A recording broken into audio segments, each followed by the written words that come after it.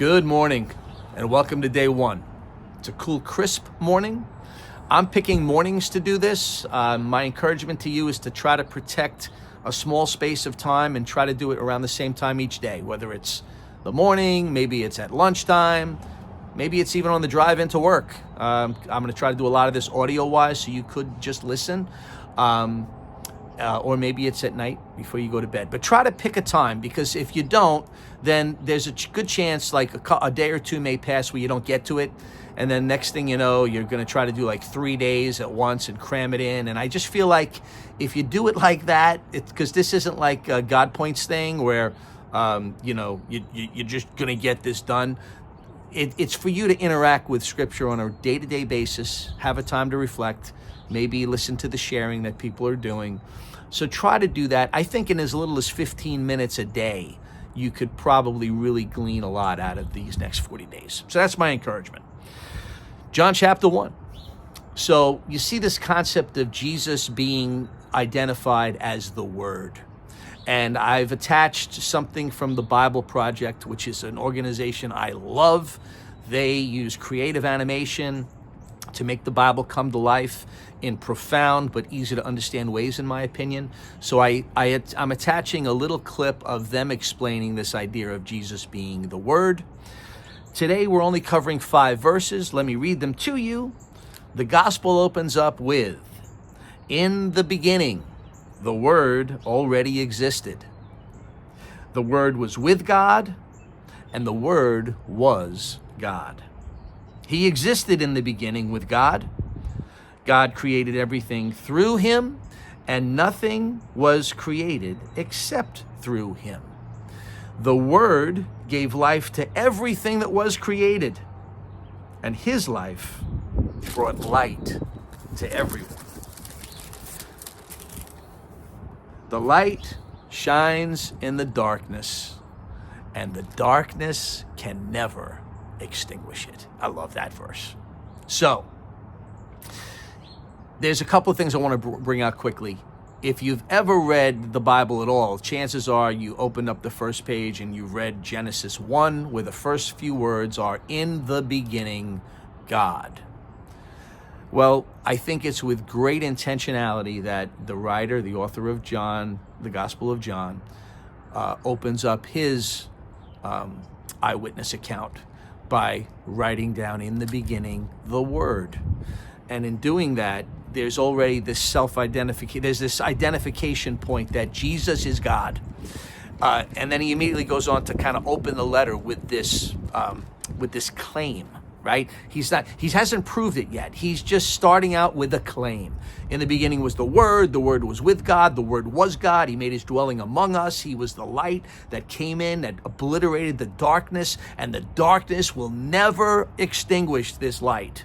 It's just a bold claim right out of the gate. I love it. The rest of the gospel is going to be John's way of explaining or giving proof to this claim, this audacious claim. Now, in the Old Testament, if you've read the Bible, you may be familiar, but if not, it's fine.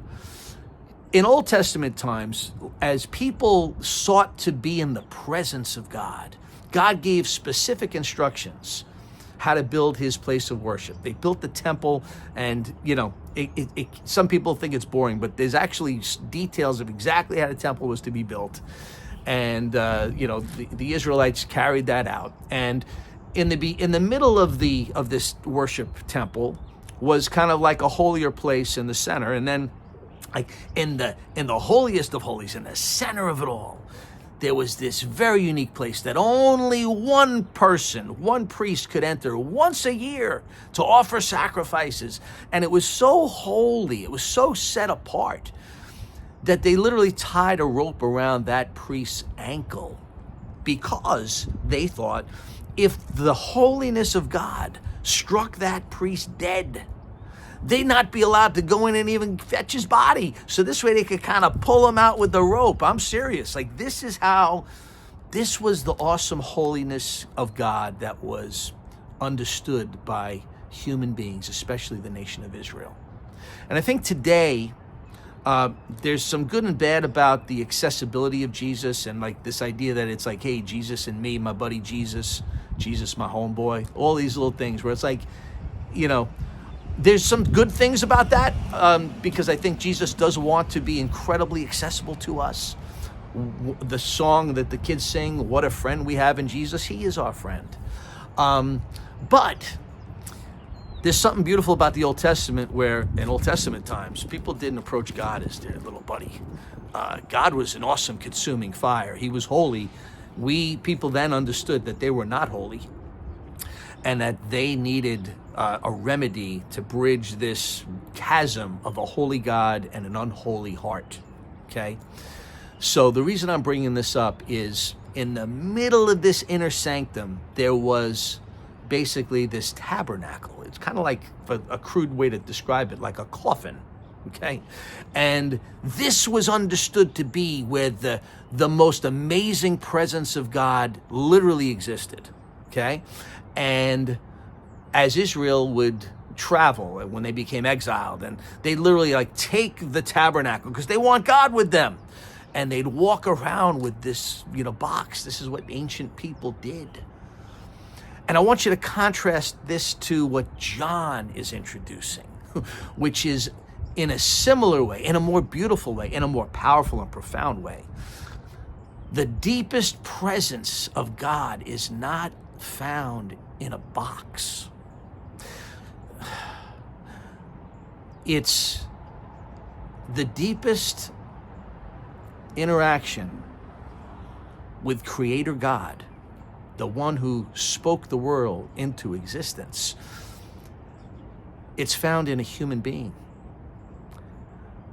It's found in a man who took on a skeleton and tissue and muscle and blood. And he was born like one of us, which we're going to read about. And he grew up like one of us. He is one of us. This is the perfect and exact representation of who God is. And it's beautiful and it's profound. And it's light. It's profound light invading the darkness of a fallen creation. It's profound light entering the darkness of fallen humanity. And he came to rescue us. That's the claim. So interact with that today. Think about what this means, that Jesus is the Word and came to us as one of us. Make it a great day today.